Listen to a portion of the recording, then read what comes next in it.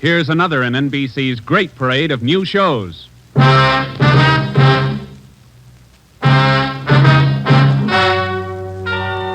Ladies and gentlemen, the story you are about to hear is true. Only the names have been changed to protect the innocent. NBC brings you Dragnet.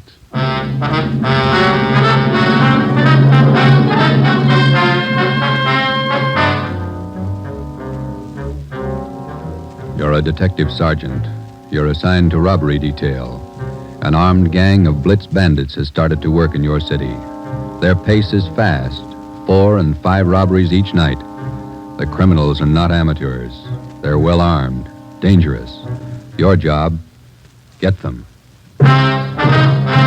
Dragnet, the documented drama of an actual crime, investigated and solved by the men who unrelentingly stand watch on the security of your home, your family, and your life.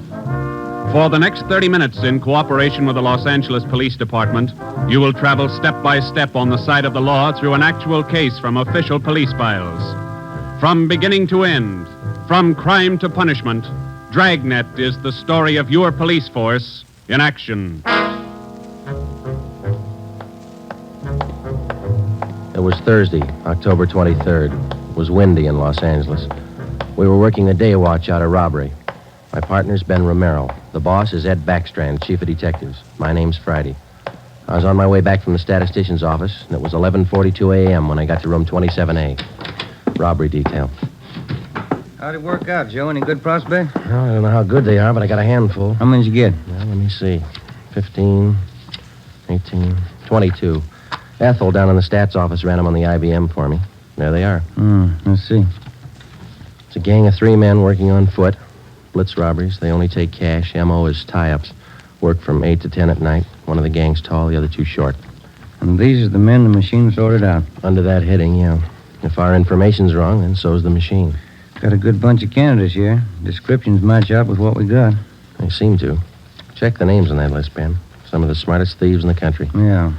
Tommy Willis, Ray Grappa, Kemp Satelli, Manny Roberts, George Cross, Mario Koski. Reads like June graduation at San Quentin. Yeah. George Cross and Tommy Willis are in town. We know that. And Koski, he's around a couple of weeks ago. And what about the rest? It's a big field. Have to check them out, I guess. Might as well start at the beginning. Did you go through the overnight reports yet? Yeah. No restaurants, no liquor stores. That makes 5 days the gang's laid off. Well, they can afford to, can't they? 18 robberies in 24 days. That's a pretty good haul. This stop-and-go strategy of theirs, Joe, it's got me. Yeah. They work hard for a week in one area, and then they lay low. If they just keep going, we might have a better try at them. Hey, Joe. Yeah, Chandler. Fellow out here to see you, Joe. Name's Decker. Decker. Henry Decker? Didn't say. Want to see him? Yeah, send him in. Right. All right, Mr. Decker, this way. How are you, Joe? You're looking good. Well, Hank Decker. How are you? I'm fine. Oh, what are you waiting for? Applause? Come on in and shut the door.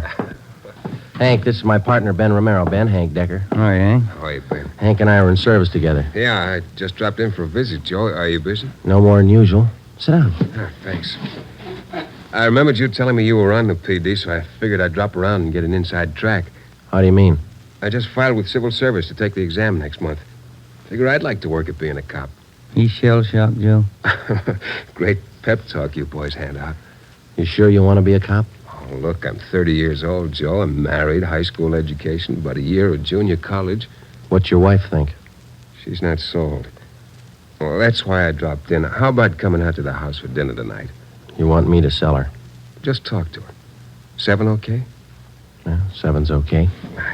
I'm glad to have met you, Ben. Same here, Decker. See you again.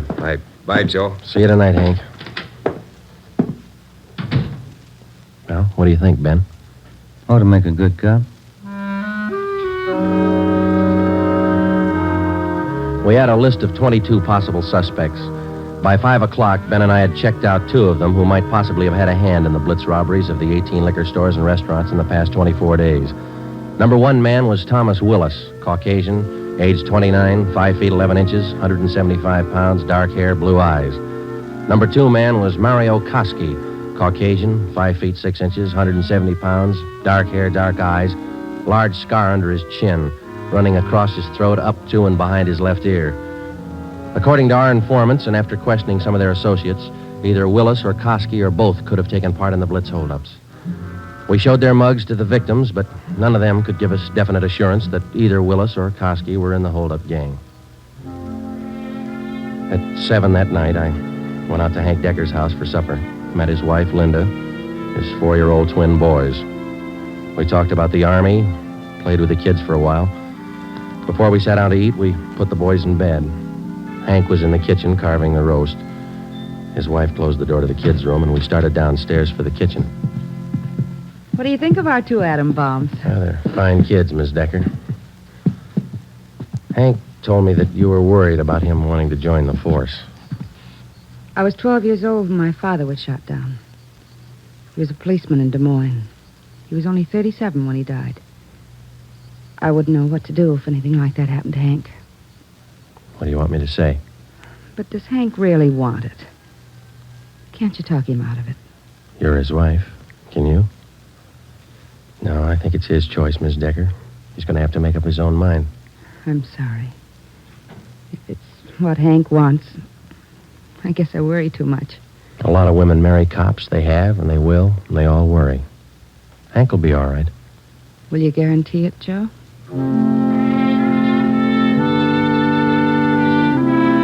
During the next month, I heard from Hank Decker only once. He was studying hard.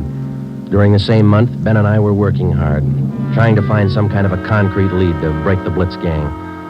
There had been no subsequent holdups which seemed to tie in directly with the gang or its operations.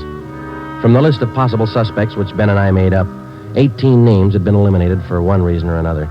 Either they were in jail at the time of the robberies, out of the Los Angeles area, or out of the state. But 4 names remained: George Cross, Tommy Willis, Mario Koski, Julian Brock.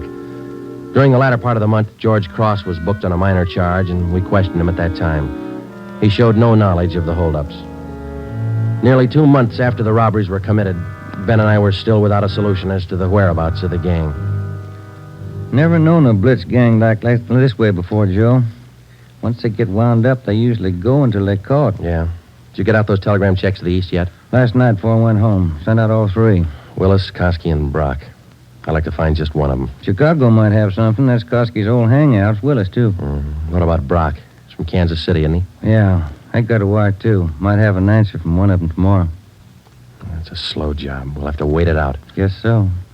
No follow-ups from the victims we talked to. I'll get it. Robbery Friday. Oh, hiya, Joe. Hank Decker, congratulate me. What for? Just passed my written exam. Got the letter this morning. How about that? That's fine. When do you take your physical? Oh, not till the end of the month. Next week I take the oral and agility tests, then the physical. If I get by them, I'm in. Well, you're going to have a full month at the police academy after the test. There's a lot of work, Hank. Oh, it can't be any worse than these tests. It's a tough 30 days out there on the Hill. Law, court procedure, evidence, combat firing, target practice. You'll have to wade through all of them. Are you ever going to have anything encouraging to say? Yeah, when you graduate. I won't count on it. How's the job going? Slow. How's your wife feel now? About taking the job? Uh-huh. A little better. She said to say hello. Okay. Keep us posted, huh? I'll do that, Joe. Right. Bye. Hank passed his written test. Sure anxious. Brandy, Romero, got a minute? Yeah, Skipper. Come on, Joe. You got something, Ed? Yeah, those Blitz robberies you're handling. Not having much luck. We were. Gang's disappeared. Not a trace of them so far. They leave town? Oh, we're not sure, Ed. We don't even have a good description. We're guessing most of the way. What are your guesses? You've had a couple of months to make them. 12 of the holdup victims we talked to told us definitely that there were 3 men in the gang, 2 of them short, 1 of them tall. We've just been working from there. All 3 of them have dark complexions. Started with 22 possibilities and got it weeded down to 4. No, wait a minute, 3. Yeah. Tommy Willis, Mario Koski, Julian Brock. Willis and Koski are Eastern Hoods. Brock's from the Middle West. And where are they now? Haven't showed their faces around town. We're checking some of the cities in the east. That's about all we got, Skipper. Not much for 2 months' work. Thieves can't be that smart. Right now they are. We've sounded out every lead we had, Ed. We're doing our best. Either of you ever hear of a man by the name of Al Mishakov?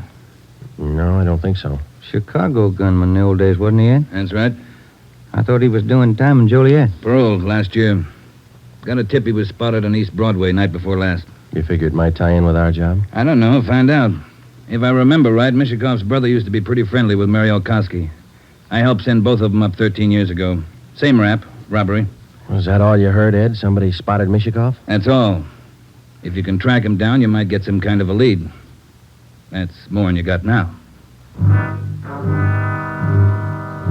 That night and for the next 2 nights following, Ben and I had dinner downtown instead of going home, and then we spent the rest of the night covering the lower end of the city in search of Al Mishikoff. We got more than a dozen leads on where to find him from some of our informants, but none of the leads paid off. We kept missing him. No one knew where he was staying. No one knew, or no one would tell us. Worst thing about this job, Joe, legwork. We must be averaging 10 miles a night. My feet say 20. Almost midnight. Here's McCarthy's place. Let's try it. Right? Let's go down at the end of the bar, Ben. Yeah. Hiya, Ben. Didn't see you come in. What's new? Oh, not much, Bert. Meet my partner, Joe Friday. How are you, Friday? What do you fellas have? Looking for a guy, Bert. His name's Al Mishikoff, Chicago. You heard anything? He was in here earlier tonight. Couple of guys with him. Are you sure? What do you look like? 6 feet, about 45, I guess. Big build. Sounds like him, all right, Joe.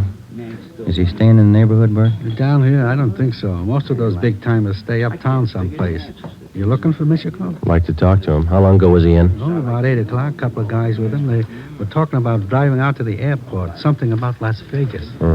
There's an 840 plane for Vegas, isn't there, Ben? I think so. 840, 850. I can't recall which. Bert, do you remember the exact time they left? Exactly. No. Say, there's one of the fellas that was with Mishikoff down there in the middle of the bar. Which one, Bert? There. One with the sandy hair, big chin. See him? Yeah. Want to talk, Joe? Come on. And Judge, you know what he said? He said when he was in Vegas last week. that Pardon me. Killing, yeah, that's. Pardon me. I'd like to talk to you a minute. Yeah, who are you? Police, Sergeant Friday. Oh, have a drink, Sergeant. No, thanks. I said I wanted to talk to you. Square John, huh? Wait a minute, George. Square John wants to talk to me. Come on outside. We can talk better out there. I ain't done nothing. What's the pitch? I got a right to know. Let's go. Outside. Maybe I don't want to go outside. I think you better. Come on. All right. Quit shoving, you dumb cop, shoving people around. What are you trying to do anyhow? Every sausage. All right, down this way. Car's parked up the next alley, Joe. Hey, look, what's this all about, huh? I got a right to know. You were seen with Al Mishikoff tonight. Where is he? Who? Al Mishikoff. You want us to spell it? I don't think you can spell your own name. Nobody's asking you to play smart. Where's Mishikoff? Out of town. What do you care? Here's the car. All right, inside, you. Now, look, you got me wrong. I ain't done nothing. Where's Mishikoff? You and some other guy drove to the airport with him tonight. Let's have it. I'm clear, I tell you. I just drove out with him, that's all. Where'd Mishikoff go? Vegas. Took the plane for Vegas. When? About 8:30, 8:45. What's up, anyway? Who's the guy traveling with Mishikoff? Nobody. Who's the guy traveling with Mishikoff? Koski. I just met him tonight. Mario Koski, is that the guy?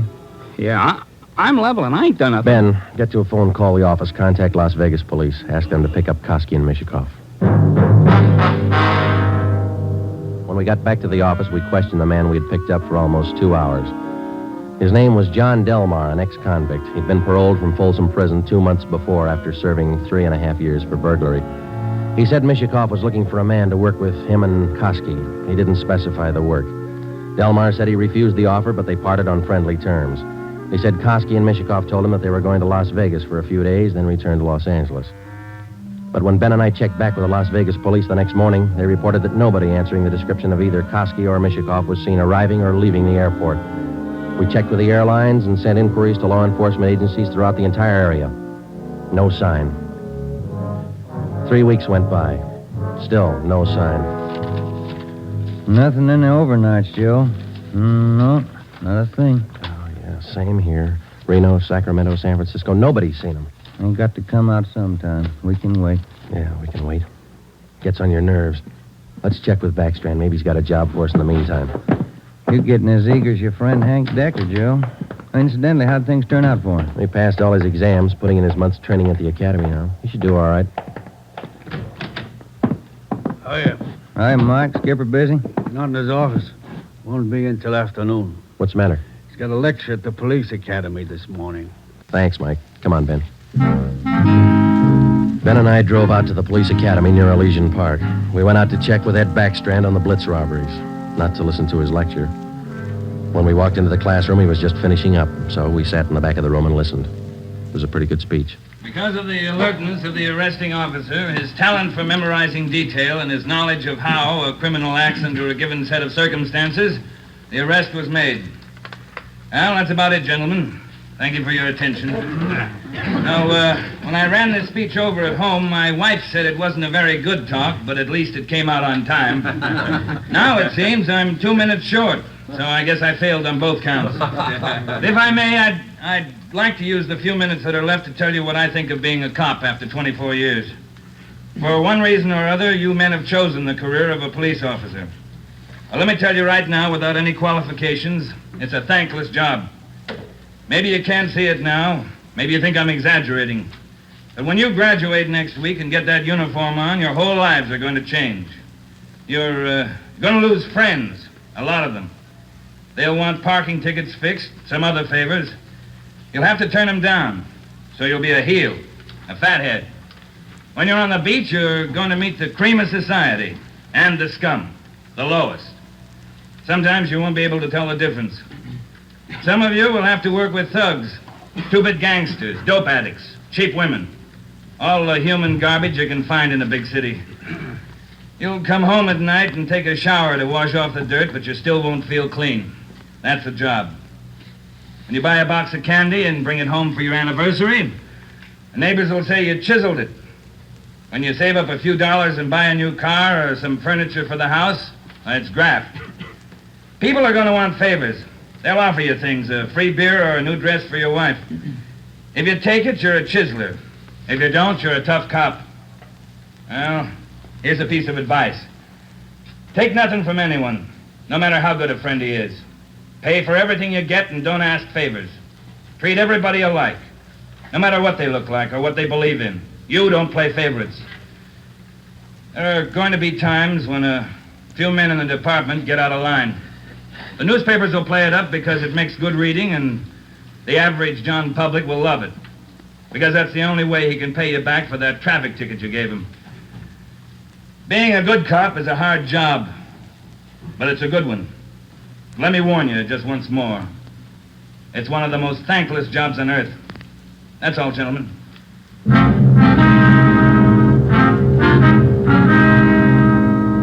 The following week, Hank Decker graduated from the police academy and hit the transfer list for a regular assignment. He drew a job of teaching combat firing and boxing at the academy. He didn't like it, so he put in a request for a transfer and waited. For the next 6 weeks, Ben and I waited, too, for some sign of the Blitz bandits. There wasn't any. The only possible suspects, Mario Koski and Al Mishikoff, had disappeared completely. We kept a close check on every possible avenue of information. Still, no sign. Ben and I were transferred to the night watch on robbery for a few weeks, and that gave Hank Decker a chance to drop in and visit with us a couple of hours when he went off duty at the academy. He was still as eager as ever. Hi, Ben. Joe, anything new? Hi, Hank. Nothing here. What about the academy? Oh, big news. What's up? Getting a transfer starting next Monday. Gonna start on a beat. Thought you were all tied up with that boys' club you started out there. Oh, I was, but Hanson's gonna take over when I leave. The kids sure love it. Free swimming in the pool, boxing lessons. We teach them everything. Where's your beat going to be, huh? Central, right in the downtown district. Might learn something, huh? You'll learn a lot if you want to forget most of it. Look, it's 7:15. Don't you ever go home for dinner, Hank? Oh, getting the wife used to it. This new shift's gonna be night work, you know. Wait till you're on it for a year, and then you tell us how you like it. A year? I want to be in the detective bureau after a year. Well, you're not even going to last a year if you don't get home to dinner. Your wife's called twice this week already. She calls me. Okay, when did she call tonight? She hasn't yet. Oh, I guess I better head her off. Let me know if anything breaks, huh, Joe? I'd like to tag along. Okay, Hank. Well, on your way. Okay, good night. So long. Good night. Yeah. How eager can you get? Were we like that when we started? Not me. I never had that much energy at one time my whole life. Hot shot, Joe. I'll get it. At 767 East Broadway, a liquor store, 211 and slugging. At 767 East Broadway, a liquor store, 211 and... 767 East Broadway, 211, liquor store. Let's go.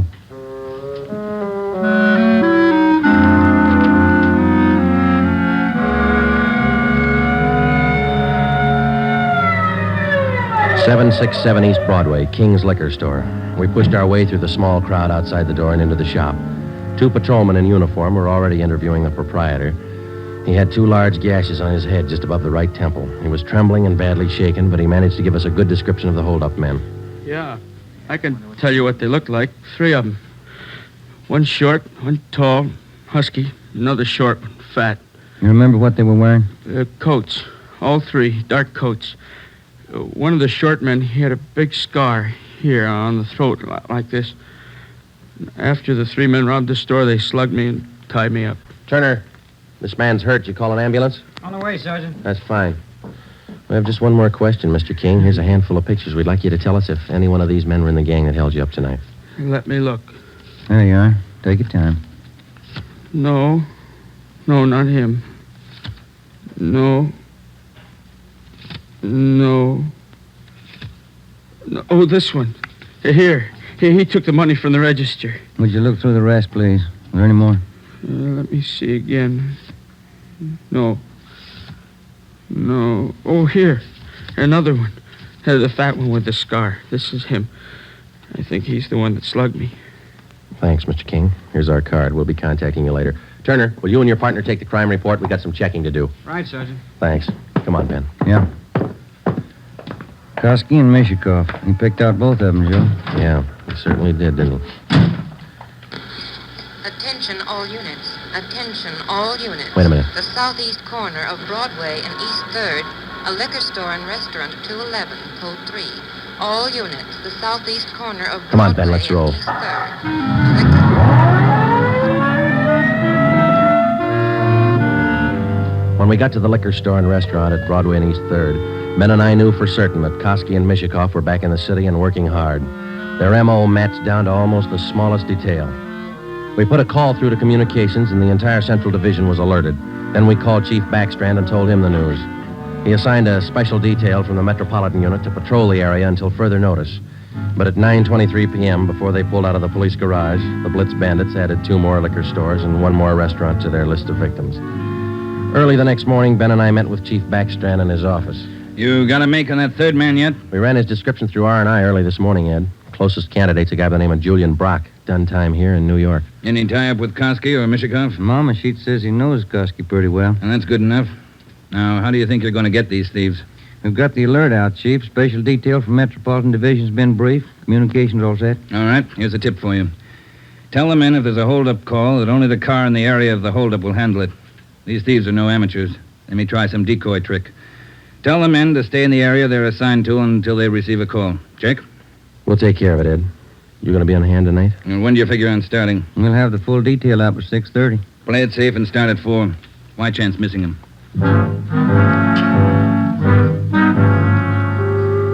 At 3:30 that afternoon, we left the police garage with a special detail from Metropolitan Division, and we started to cruise the central area. We weren't looking for any action the first few hours, and we didn't get any. The 5 o'clock traffic in the downtown area was heavy as usual.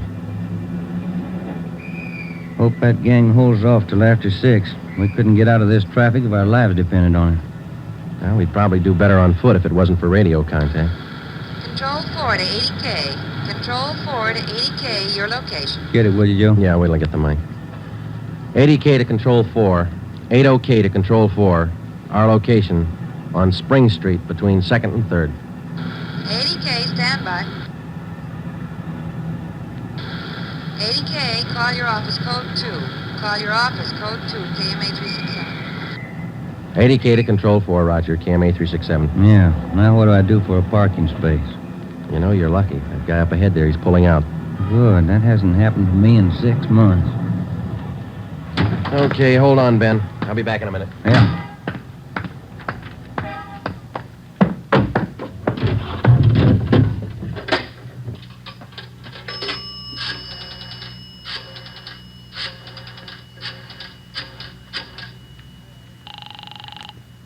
City Hall. 2511. 2511.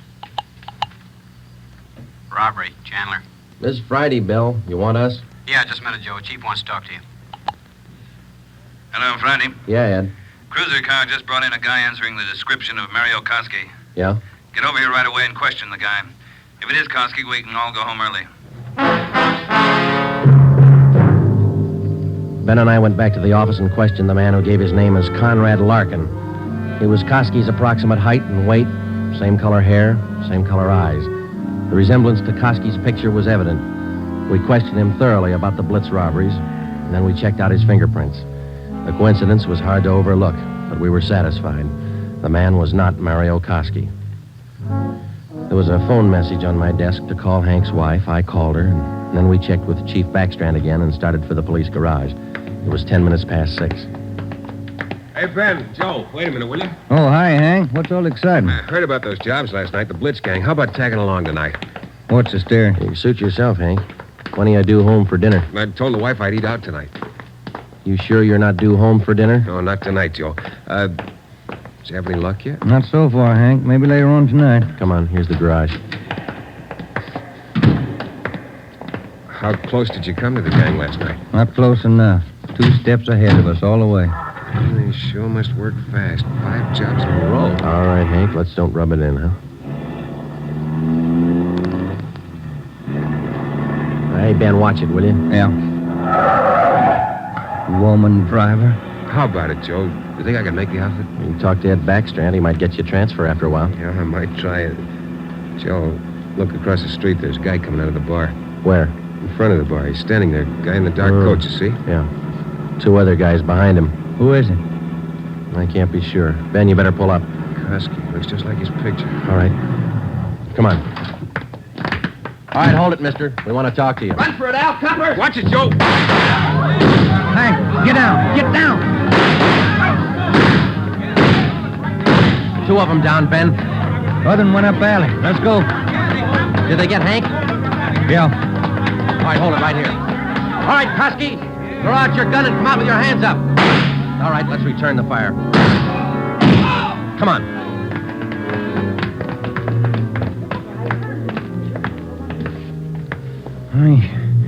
He had his chance. Yeah, grab his gun. Let's get back to Hank.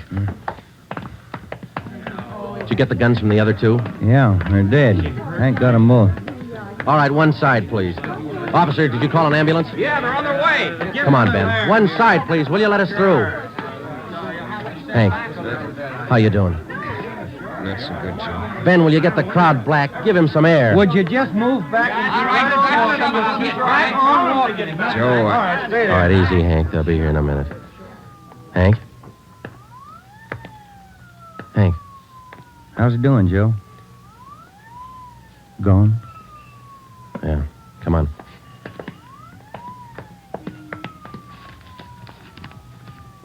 What have you got, Joe? Phone message from Hank's wife. For you? Yeah, You returned the call? before we left the office. What was it? She wanted me to remind Hank. He was due home for dinner at 7 o'clock.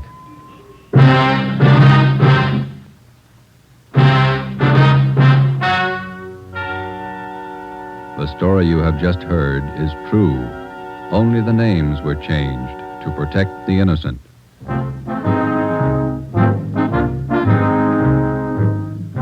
You have just heard the 12th in a new series of authentic cases from official files. Technical advice for Dragnet is furnished by the Los Angeles Police Department.